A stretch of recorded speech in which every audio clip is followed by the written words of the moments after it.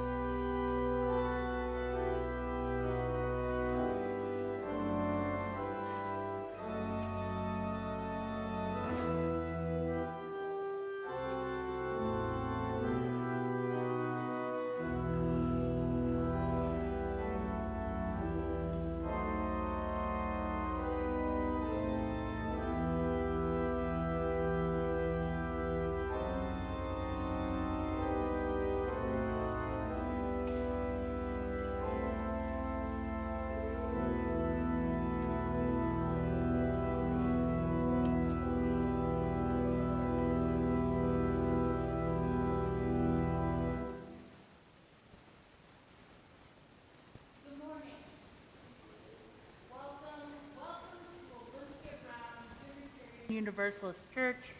Welcome to everyone here in person and everyone joining us on YouTube both now and in the future.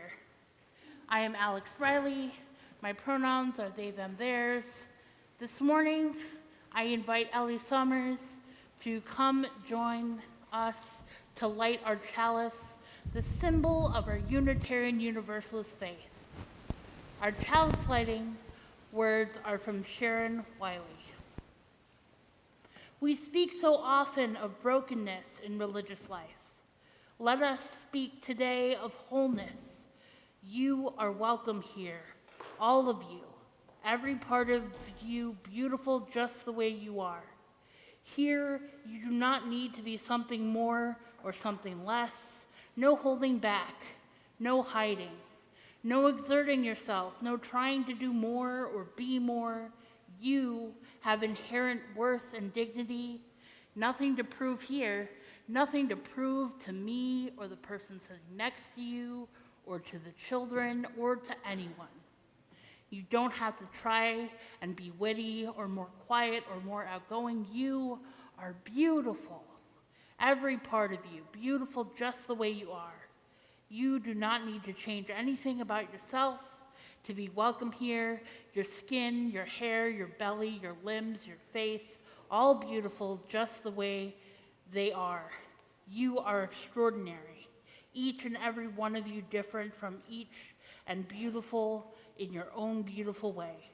Breathtaking. Let us worship together.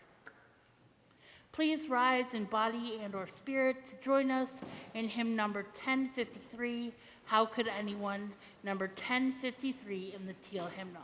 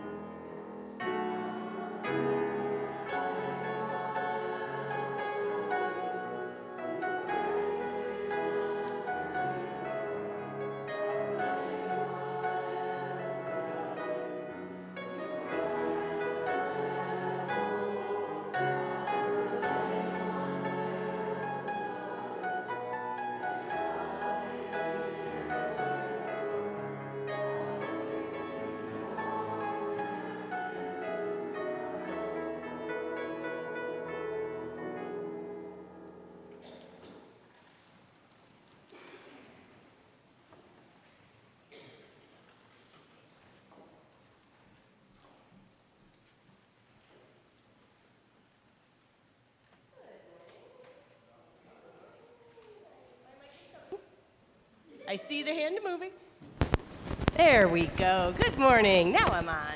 All right. It is time for the message for all ages, so I invite all of you who are young and young at heart to come on up and hear a good story this morning.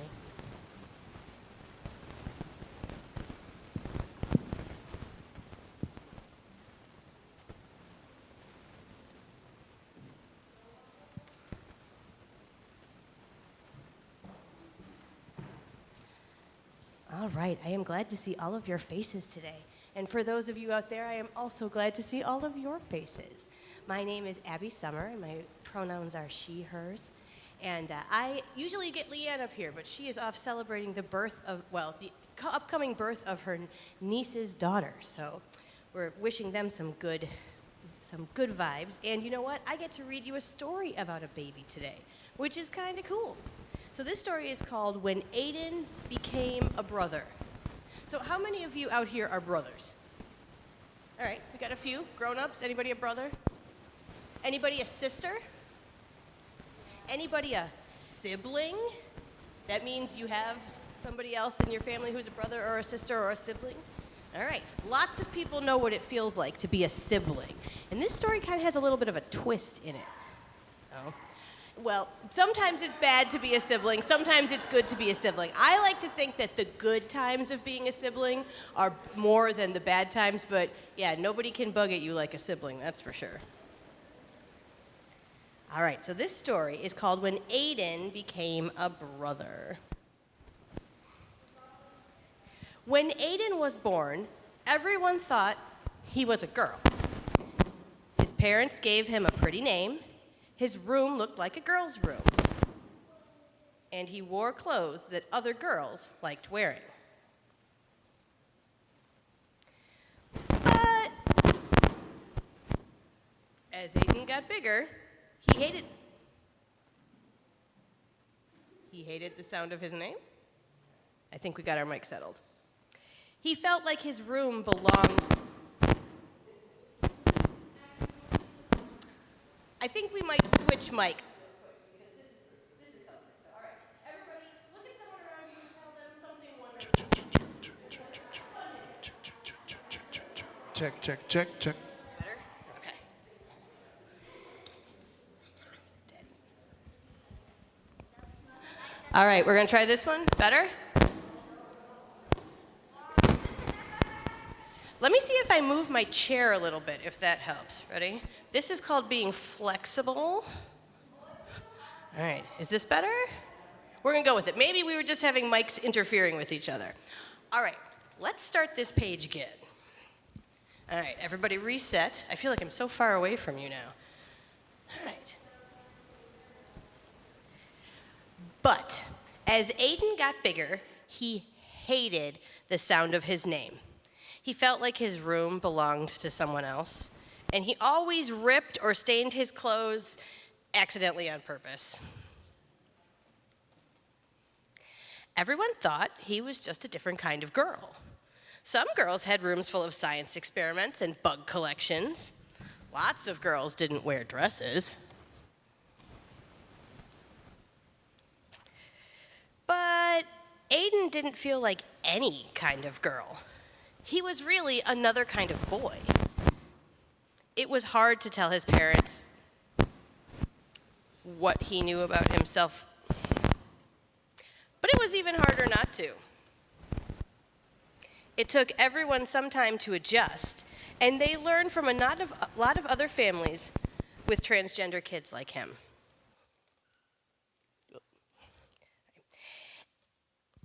Oh, here comes a mic fairy. Hold on.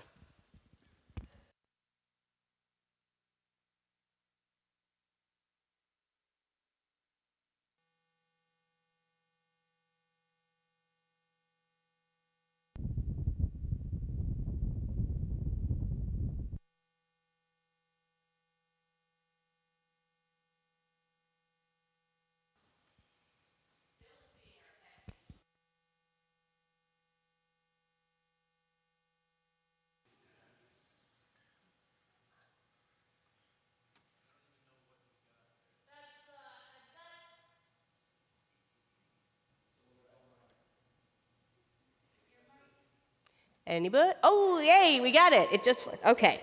Let's try this again. Poor Aiden. We're just building up the anticipation of the end of this story, right? Giving you some time to think about it. All right. Take 3. This one's going to be golden. Aiden explored different ways of being a boy. He tried out lots of names until one stuck. They changed his bedroom into a place where he belonged. He also took much better care of his new clothes. Then one day, Mom and Dad had something to tell him. "I'm going to have a baby," Mom announced. "A baby?" Adrian said. "Does that mean I get to be the big brother?" "Of course," said Dad, ruffling his hair. Aiden thought that being a big brother was an important job for a boy like him. He wanted to make sure this baby would feel understood right away. The baby needed clothes, so Aiden and his mom went shopping. There were so many choices. Would the baby like seahorses or penguins better? Penguins. We got to vote for penguins up here. All right. "Are you having a boy or a girl?" asked a lady. Aiden didn't like it when people asked if he was a boy or a girl, and he hoped the baby couldn't hear yet. He was glad when Mom just smiled and said, "I'm having a baby." The baby's room needed to be painted, so Aiden and his dad went to the hardware store. Dad chose a gallon of sky blue paint, and Aiden added a puffy cloud white. "Are you excited for your new brother or sister?" asked the paint guy. "I'm excited to be a big brother," Aiden said. The paint guy looked confused. Aiden could tell that he wanted to ask a different question, and he was glad to have his dad there. The big rollers were fun to paint with. "This room feels just like being outside," Aiden exclaimed. He had always felt trapped in his bedroom before they fixed it, but his new sibling wouldn't have to feel that way. "You're right," said Dad. "Let's make some shapes in the clouds." Every baby needs a name. Aiden loved getting to choose his own, but he remembered that it had been hard for his parents to let go of the name they had given him. He looked up names that could fit this new person, no matter who they grew up to be. Babies need someone to read to them, so Aiden practiced and practiced and practiced. Dad wanted to teach Aiden how to change diapers. Maybe later," said Aiden.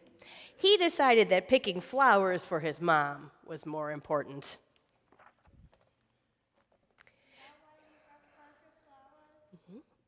2 weeks before the baby's due date, Aiden started to worry. Maybe he should have picked different clothes. The blue walls might be too bright. He wished he could ask the baby what name they liked the best. Mom came to tuck him in. "Are you feeling okay, sweetie?" she asked. Aiden put his hands over where he thought the baby's ears would be. "Do you think the baby will be happy with everything?" he asked. "I don't want them to feel like I did when I was little, but what if I get everything wrong? What if I don't know how to be a good big brother?" Mom hugged him tight. "When you were born, we didn't know you were going to be our son. We made some mistakes, but you helped us fix them. And you taught us how important it is to love someone for exactly who they are. This baby is so lucky to have you, and so are we." The next morning, Aiden found the boxes of his old baby pictures. He looked so different back then. It hadn't been easy, but he liked the boy he was growing into. Maybe everything wouldn't be perfect for this baby. Maybe he would have to fix mistakes he didn't even know he was making. And maybe that was okay.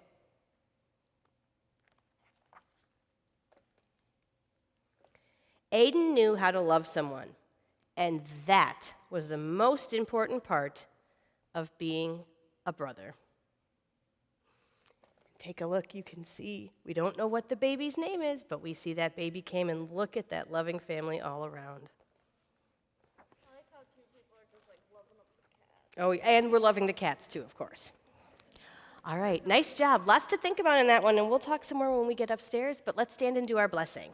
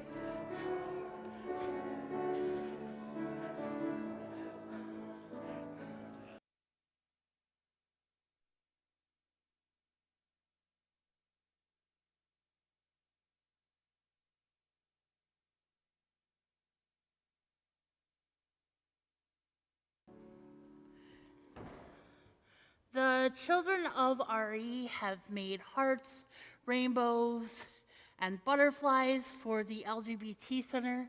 Roseanne Mason will now give them to Barb as a symbol of our generosity.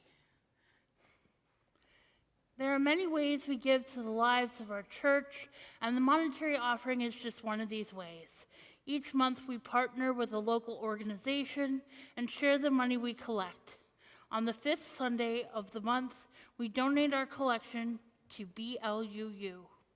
BLUU is committed to expanding the power and capacity of Black UUs within Unitarian Universalism, providing support, information, and resources for Black UUs, and justice making and liberation for Black people throughout our faith. If you are joining us on YouTube, you can head over to our website for more information.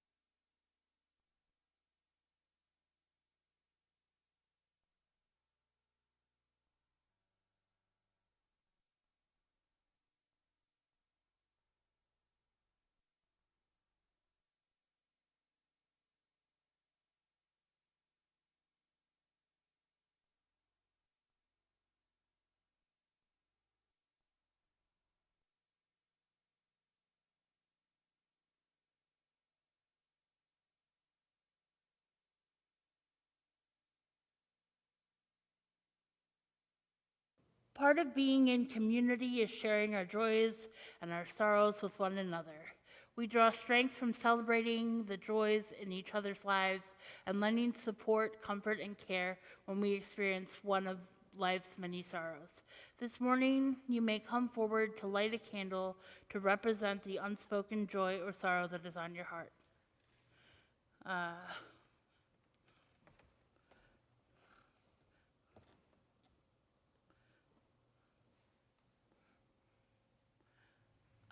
We're not doing the spoken ones today, so if you would like to light a candle, you may come up now.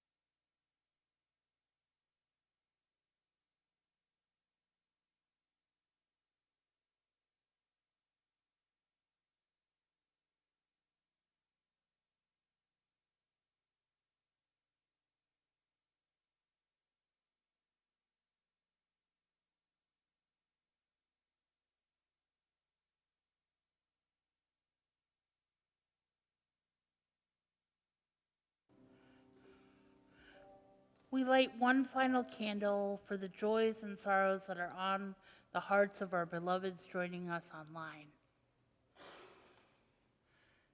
There is a love holding us always. May we rest in that love. Amen and blessed be. All are invited to join in singing, "There is a love." The words are in your order of service.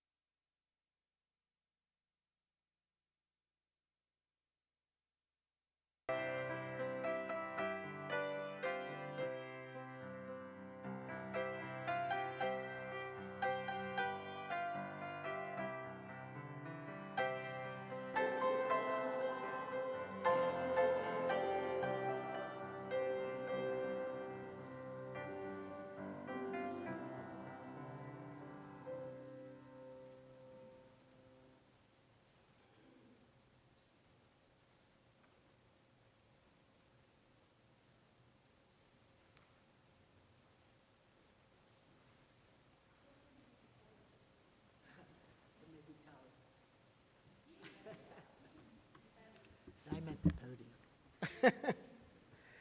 Hi, guys. Ooh. That's fun. I have to tell you, this is an incredible joy for me to be with you. Because some of you I know from long ago, and some of you I know from not so long ago, so it might be a little nerve-wracking for you. But it's a joy for me. It's a coming home.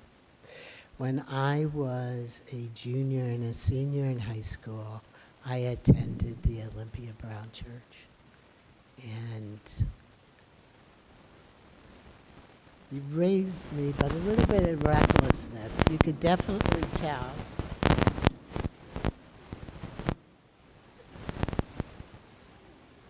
Dang. I thought I was going to be the talented.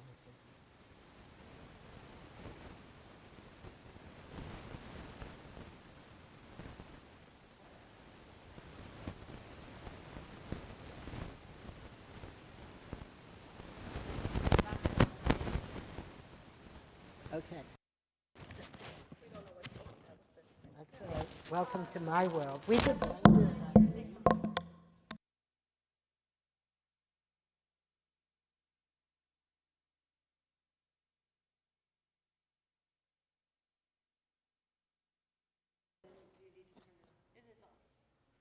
Is it working? Yeah. Look at that. Somebody said perfect about me. That's so awesome. All right, Barb told me to watch my language, yeah? We're hoping to hold a conference in a couple of weeks or a couple of months, come to think of it, titled Coming Home, for trans people, to be able to have a place to come and share and talk. And it's very easy for me to translate that to here, simply because this is a coming home for me. And for some of you, I do know and remember regardless. That was 1977. Who was born, right? Were you born?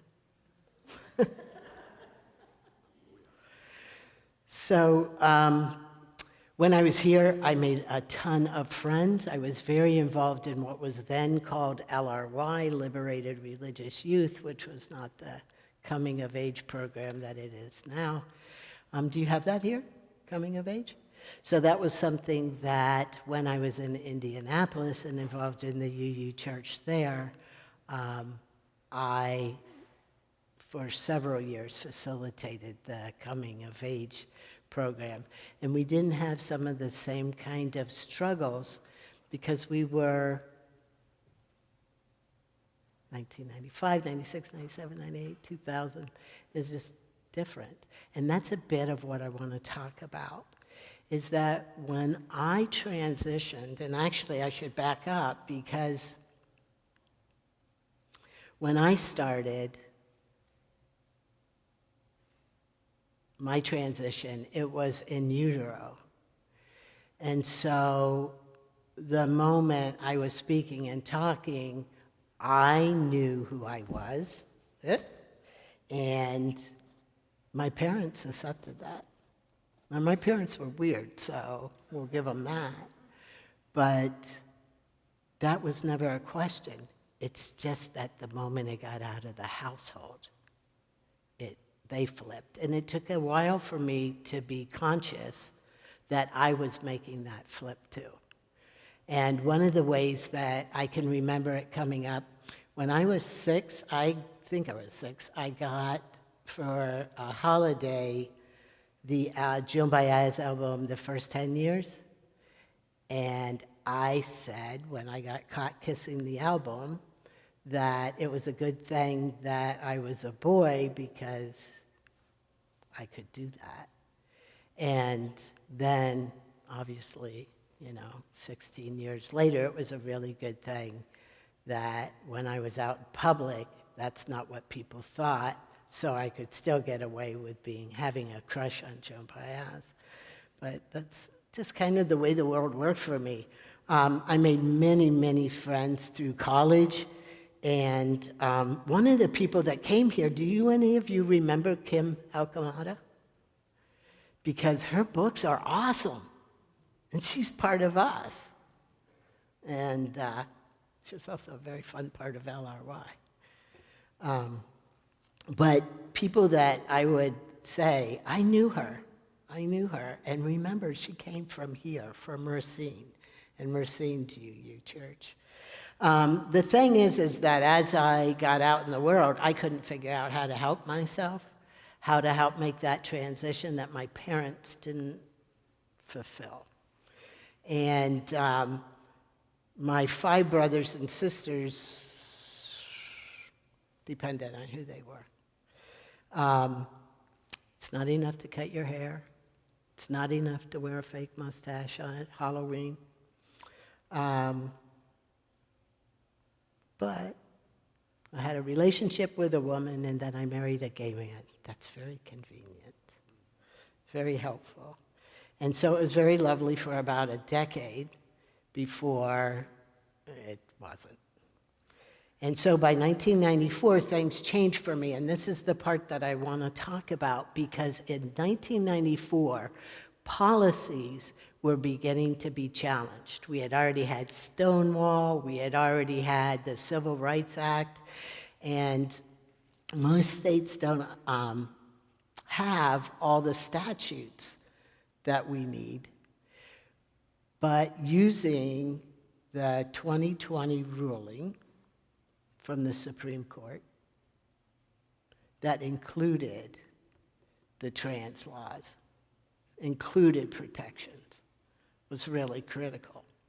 But that period from about 1995, 96 until about 2002 was really critical, because our society was building to be able to, why are we not passing these laws? And it would make it much easier. But in the meanwhile, I was underground, so I could just do whatever I needed to do between myself and my doctors, go get a photo taken for my passport, get my passport changed, which got my Social Security changed, and then got my driver's license. So it all went backwards than what we might think about that in a white cis world. And this, I think, is so critical, because what I see happening today is the opposite. We now have an anti-trans law. We literally have not just those laws gone, the laws around the Supreme Court, the Equality Act. We don't just have those things out of the picture. We actually have anti-trans things now in place. And the danger of that, around the danger of everything that's getting erased. Are you aware? Do you guys go on the internet and see how much is written on the internet now in AI? And it doesn't have dates. It doesn't have facts. It'll name something, but it doesn't give you a connection. So what happens for my grandson? My grandson, who is 3 years old and preferred to call himself my grandson, and expects me to understand that he is female. And he wears dresses with construction trucks all over it, or the solar system. And he was in preschool. He recently, I saw him and he told me, I'm a boy now. And I said, oh, you're a boy, that's so cool. Why did you decide what happened? What changed? And he said, well, my teacher told me I'm a boy and I need to start remembering that, so I'm going to do that. So what do you do with that? What do I do with that? And this is the heart of where we are today. Because I want you to think about him in 3 years, in 10 years, in 15 years. He has parents that will help him do whatever he needs to say and do. Is that what you think, or is that what your teacher thinks? You decide. Well, my teacher tells me this. Yes, she does. But that's really hard for everybody to watch. And this is what I want us to pay attention to. There are across the board, no protections for trans people in Wisconsin. That's your job and my job. Not just to call a politician and say, what are you doing? That's your job. Everything we do, everything we talk about. Sorry, I'm all policy. But that's me. That's where I come from. There's no public accommodation rights. Do you know what that's like for elderly people? There's a group called SAGE.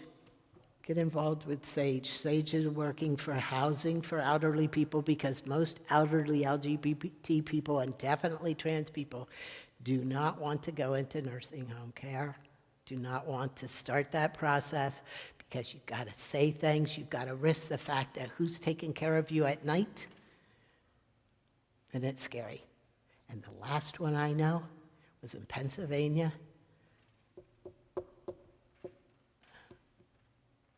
And was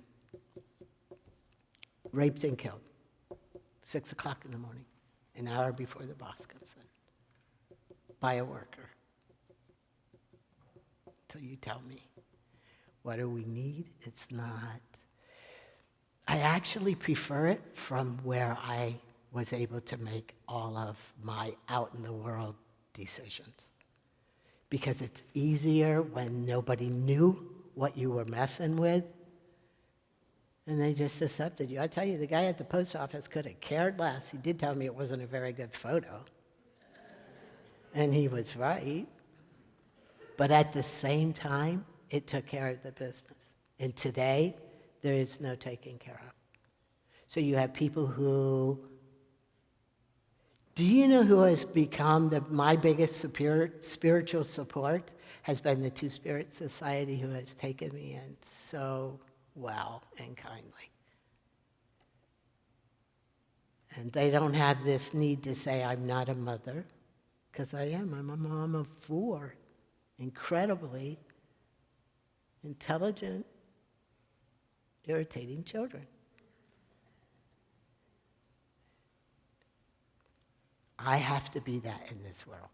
That's the only space I have to be able to be me. I recognize my maleness. I recognize my pronouns. His isn't one of them. It's not about ownership. But I also recognize I carried these babies, and they are mine. And you can't mess with that either. So, thank you for being here today. I am so happy to see you. I'm so happy to use gentler words today. All right. You're up, Barb.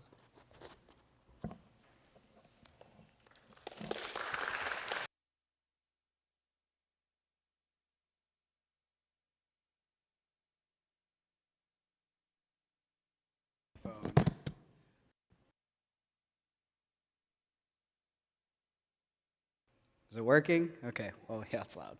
Okay. Hi, everyone. My name is Kez. I use they, them pronouns. Many of you have probably seen me here before. My wife, Gina, and I recently joined the church about a year ago. I don't get in as often as I would like to, but I'm happy to be here today. The word church still tastes a little bitter on my tongue. When I came out as a lesbian in my teens, and then more recently as transgender, my views of church and religion it quickly devolved into something that I was full of resentment. I've been defending myself against churches and religions for most of my life because it's been traditionally those institutions which are charging the way to make me seen as subhuman and treated as such. I never thought in a million years that I would be standing in front of a congregation making a speech like this. So I want to thank you for welcoming us here and for representing yourselves as a community that sees and treats everybody as human, deserving of equality and respect. As I mentioned, I am transgender. My identity, more specifically, is transmasculine, non-binary. For me, transmasculine essentially means that I was assigned female at birth, and I jumped over that line to the more masculine side of the gender spectrum. Non-binary to me means that I'm somewhere in between male and female. I don't subscribe to either of those boxes. I don't like to be closed in that way. Though I present very masculinely, I don't view myself as a man, and I honor the experiences that I've had identifying as female for most of my life. The way I describe my experience for others, to try to help them understand, is that when I look in the mirror, I don't see a man, I don't see a woman, I just see me. I just see Kez. I'm like, oh, there I am. And there's no gender attachment to that. I'm just happy to be looking at myself in a mirror. But boy, is it tough living as a non-binary person, as a trans person, in this world that is so fixed on these binary polarizations. Labels can be both liberating and limiting. On one hand, they give us a way to describe who we are and to find community with others who feel the same. On the other hand, they can feel like exchanging one confining box to another confining box. I recently impulsively shaved my beard off since that I was growing since December. I did it because I didn't like being viewed as male 100% of the time, and I wanted my androgyny back. But I loved how I looked with a beard. It felt like an expression of all the transitions in my life which have led me to the person that I've become today. But at the same time, like I said, sporting that beard, it really landed me fully into the perceived as male category. And being seen as male to me, and this is not everyone's experience, but for me, it fails to honor all the lived experiences that I had presenting as female for most of my life. And I feel a little disconnected from the LGBTQ community during those times. It's a weird time to be perceived as a straight white man, and not to be part of that unspoken understanding when you're in the presence of other LGBTQ people. There's this, I see you, I've got your back, kind of signaling that happens, that I felt like I didn't have part in, presenting as male. So though having a beard feels the most authentic to me, it's also a reminder of how I can be put into categories, and I can put myself into categories that don't fully capture who I am, because of, again, the limited traditional views on gender. In many ways, I am fortunate enough to pass as male because it keeps me safer than the rest of my community right now during these times of persecution and harm. Something that should be so mundane as using a public restroom or going to the doctor is a risk to our safety. It's something that many take for granted, but for me it's a daily reminder again that my identity does not fit into categories that people are comfortable with. I do use the men's restroom, but I'm always anxious when I go in there. I'm worried whether or not there's going to be a stall available, if the stall door is going to close, if there's toilet paper, if someone's going to see that my feet are facing the wrong way and hearing me pee. These are all little things that I think about every single time I use the restroom that makes me fearful to go in there because I don't want them to know that I'm transgender and potentially come to harm for that. Interestingly enough, though, the government says that I have to use the women's restroom. But could you imagine if I did that, looking the way that I do right now? Obviously, be a lot more problems than if I just go to the men's. So I've kind of figured out how to navigate public restrooms, but somewhere that I can't blend in is the doctor. They know what's going on with me. They know my history. And as a transgender person, one of the hardest aspects of navigating daily life is finding healthcare that is both accessible and supportive. Many of us experience discrimination in healthcare settings, and it makes seeking help feel really daunting. Unfortunately, many transgender people avoid getting necessary care altogether because of these barriers. That's part of the reason why I'm so grateful to be part of the LGBT Center in my role as a trans and non-binary resource coordinator. I feel like I have a platform where I can actually do something. Over the last year, we've developed a training program for healthcare providers, and we've helped launch an online directory which hosts a listing for local gender-affirming providers. And I'm really proud of these accomplishments. I think it's really important for our community. But it's only one small step forward during a time in which our country is quickly stripping us of our rights and trying to erase that we exist. There are so many complexities to living authentically in a society that still has such rigid expectations. But we're not defined by these struggles that we face in a world that doesn't always understand us. What truly defines us is the joy that we have. The joy that we've found embracing who we are, our authentic and our full selves. When my experience as a transgender, non-binary human gets overlooked or more recently targeted, or I feel the pressure to conform for my own safety, it's hard, sucks. It took me shaving my beard for me to really confront all these paradoxical views that I hold and these experiences that I'm having. I am slowly learning to navigate this world in a way that doesn't compromise who I am. I'm learning to embrace my body and my transition, and to recognize that breaking out of one box doesn't mean that I just shove myself back into another box. Tomorrow is Trans Day of Visibility, and I feel more empowered than ever to be visible.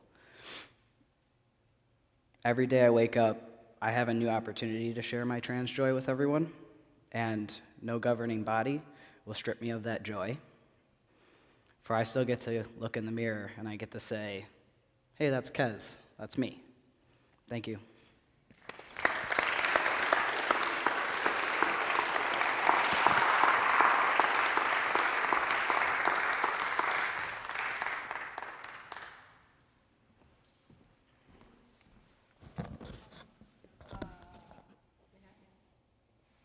Oh, sorry.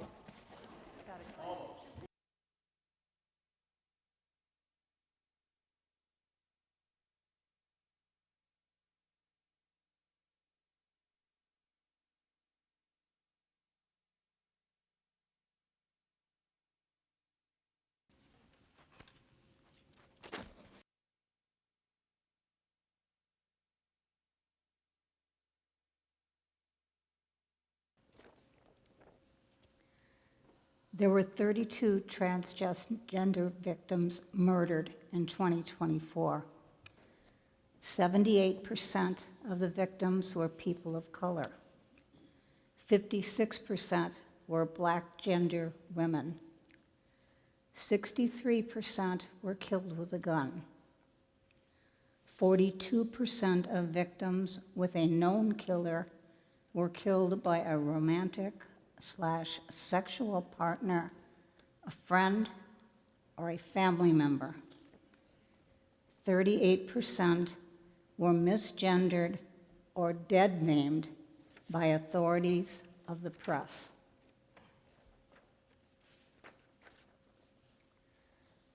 Cameron Cam Thompson, 18 years old.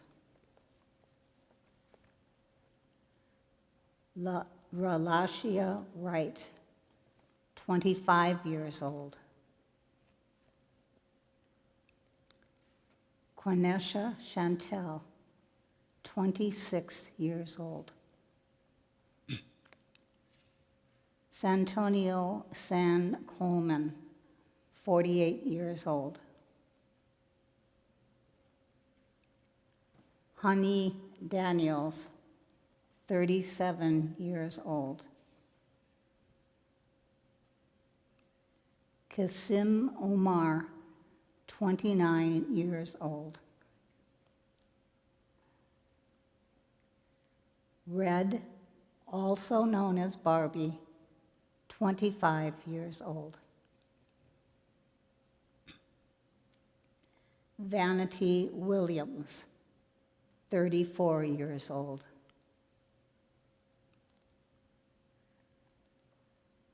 Ty Vion Latham, 24 years old.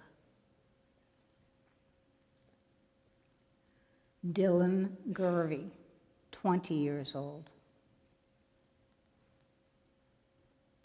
Monique Brooks, 49 years old.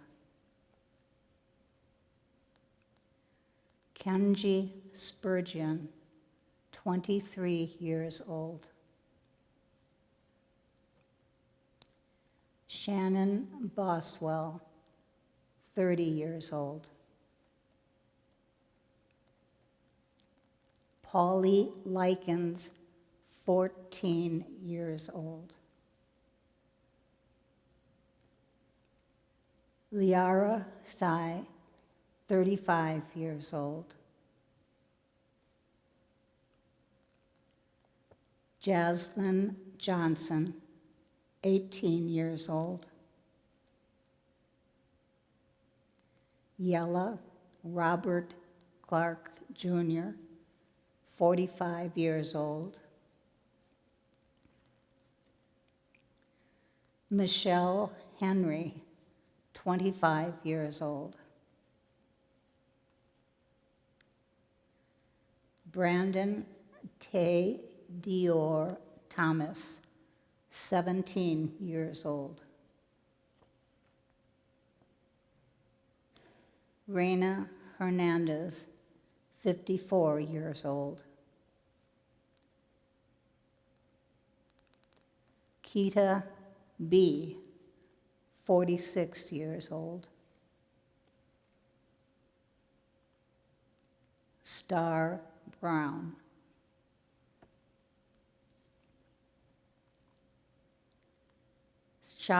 Sasha Williams, 36 years old. Andrea Dioria dos Paz.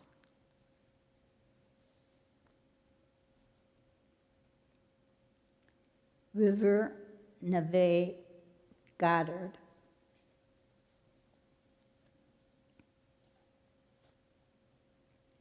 T. Legend Billions Arnold, 36 years old.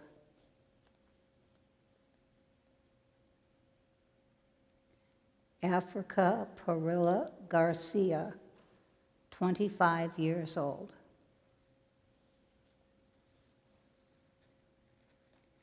Maraxis Medina, 24 years old.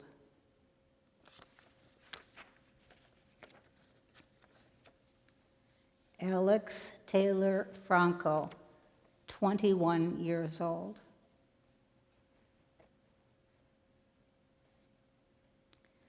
Diamond Brigman, 26 years old.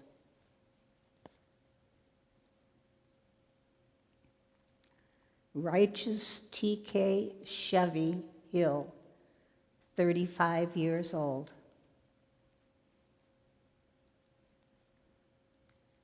Kitty Monroe, 43 years old.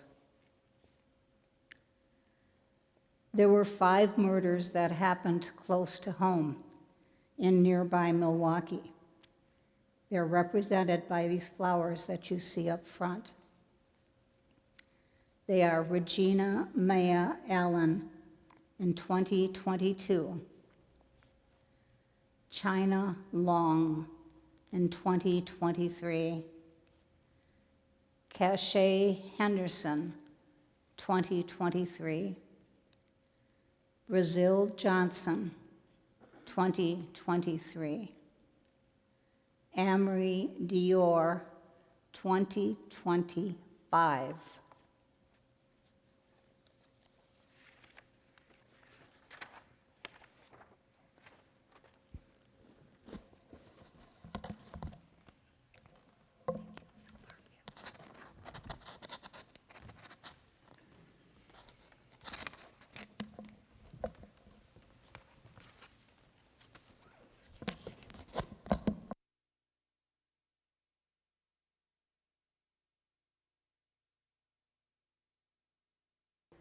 Oh. Right.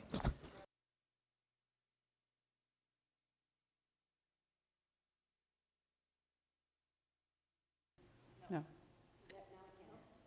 No? Okay. I kind of wish I could have gone before, having seen all these beautiful people and the tragedy of their deaths. If you're a member of the community, which many of you are, I recognize many of you from the center and from being locals. We've all experienced the hurt that comes with seeing these people no longer with us. Today we're talking about Trans Day of Visibility and the courage they had to be visible, the courage of Kinswa and Kez to be visible today. We're talking about the courage to have lost so many people through HIV, but that's for another day. But many of us have lost many, many people. And we're not even talking about the people we've lost to suicide. Even within our own local community, unfortunately, the stresses that you've heard about are sometimes just unbearable. So, with a heavy heart, I am grateful that we have acknowledged these people and that we are here today. I also want to say, if there's one organization that we can always count on, it's Olympia Brown UU Church. You've been through us with supporting the center since 2009, since we started. And for you to reach out and support us in this way means a lot. We have gift cards that we give to many trans people who are homeless and in need of a meal. And your gift cards come into place. In fact, I walked in today and got more of them. So thank you for your kind gestures and your just your thoughtfulness. I appreciate that. So what do we do with this?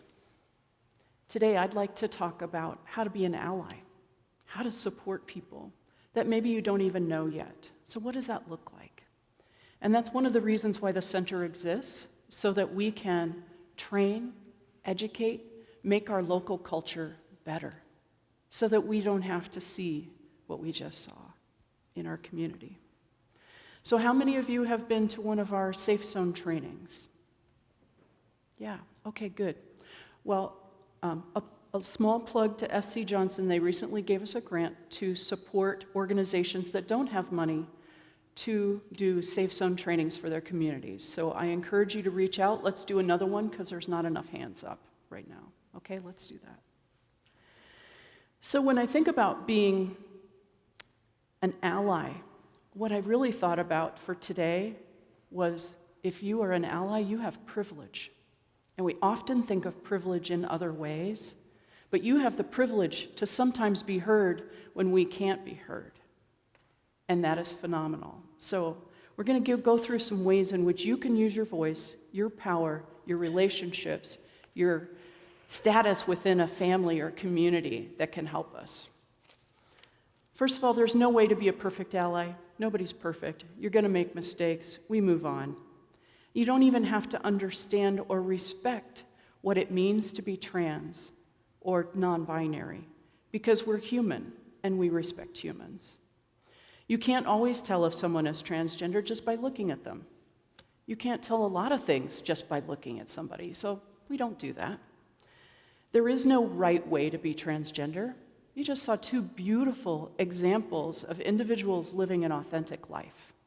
And that's how we all live, right? Or hope to live.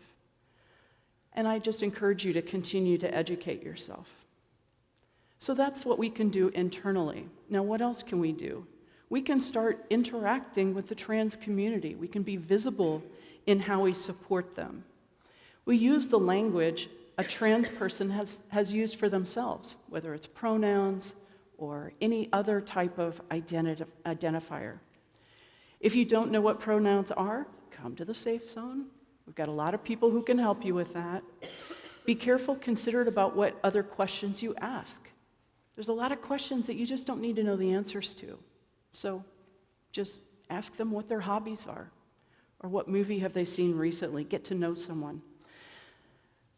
Sometimes the transgender person's identity is private. Not everybody is out, and it's not our job to get on a high horse and say they have to come out, because that is a very personal decision, and it's not ours to make. By the way, I forgot. My pronouns are she, her, so identify as a cisgender lesbian. Avoid compliments or advice based on stereotypes in transgender people, about transgender people, and about how men and women should look and act. I like to wear a suit coat because it makes me feel good, and it matches a part of my identity, but that doesn't mean that I'm trans.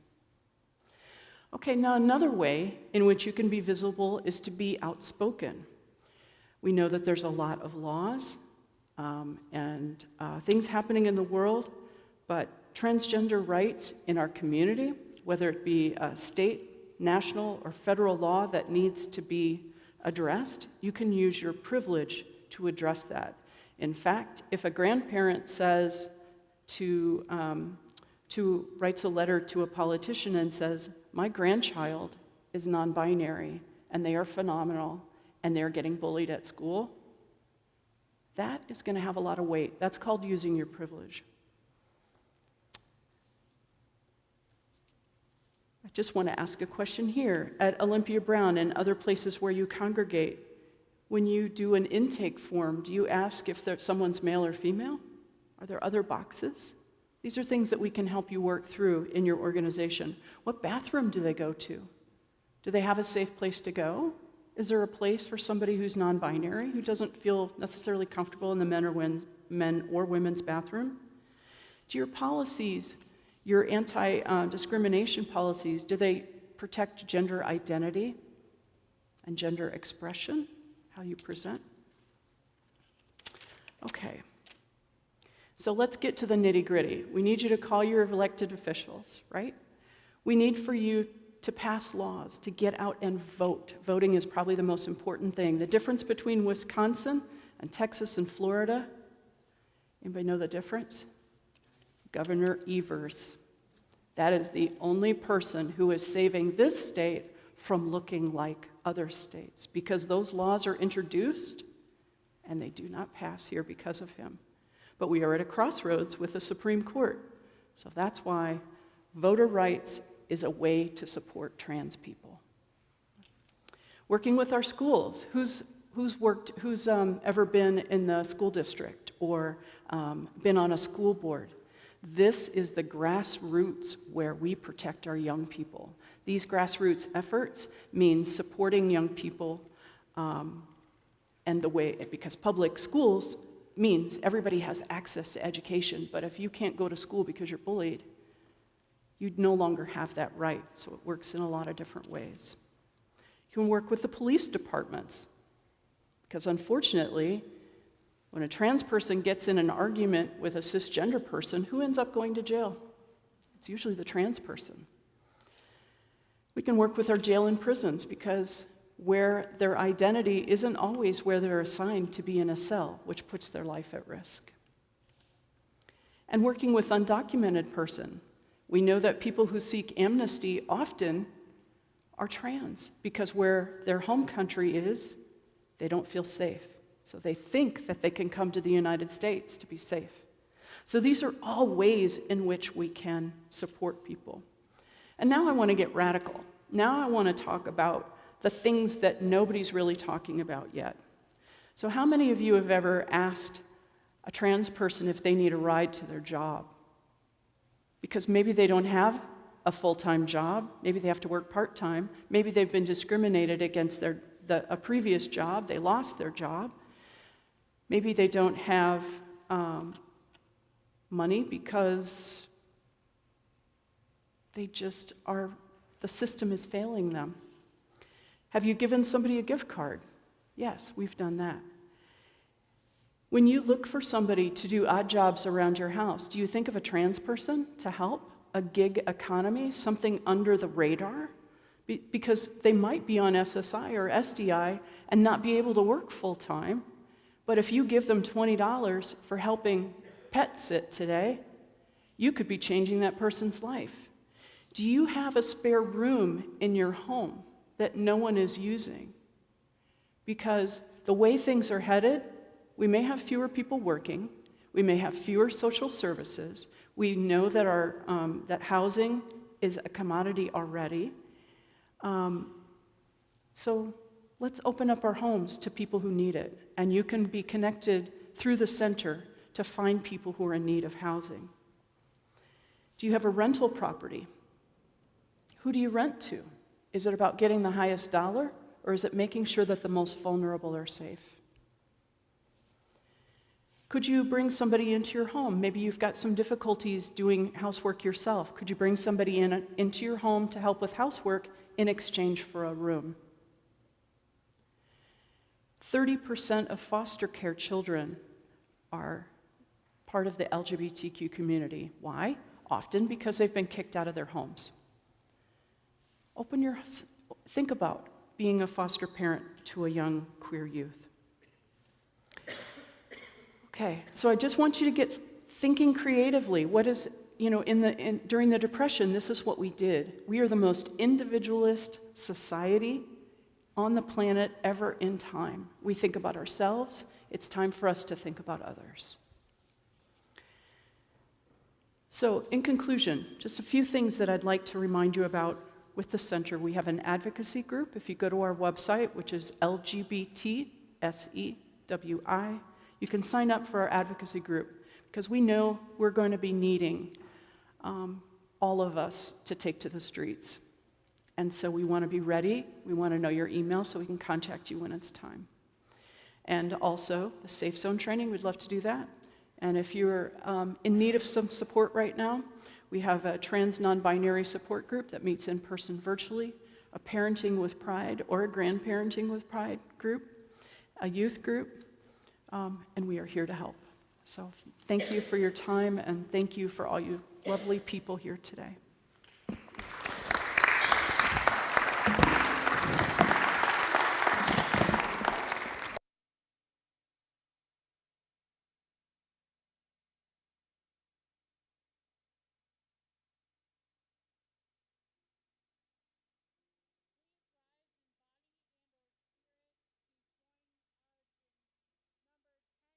One, lean on me. 10:21. We all have faith. We all have sorrow.